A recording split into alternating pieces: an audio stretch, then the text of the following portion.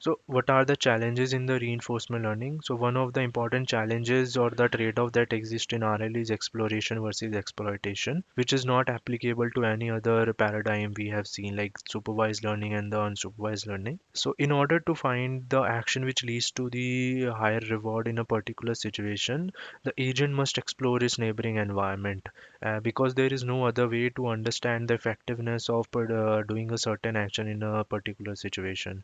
You have to try out different action, try to evaluate the which will lead to better reward in future, and that's how the RL agent will learn. However, if you just keep on exploring, then you won't be able to actually exploit the knowledge you have, and we will be able to achieve the higher reward. And conversely, if you just keep on exploiting without exploring, then you might not able to even discover the action which will lead to a better long-term reward, or even the immediate reward.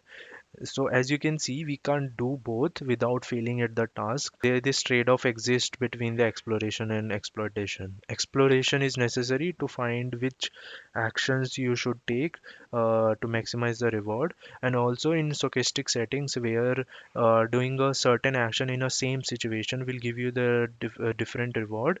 In that case, you have to do more exploration to come up with a better estimate or the long-term perspective of that particular action. Similarly, without exploration, we will never get to know which action will lead to higher reward, and hence this trade-off we have in RL, which is called as the exploration and exploitation dilemma.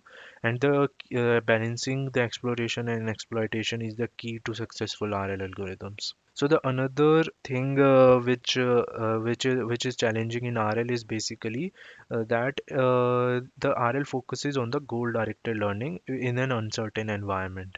So if we compare it to supervised learning, where we solve some sub problem, for example, the regression or the classification, and then we use this sub problem to fit into a larger system for a larger picture. For example, you are doing some computer vision task, maybe, or maybe you are deploying or creating a system which uses this classification method in a self-driving car. There, you solve the sub problem, you try to train a model which works well, and then you use it in the system with other modules. However, the RL takes a different approach. It considers the environment as a whole and try to focus on one goal from the scratch instead of solving the sub problem.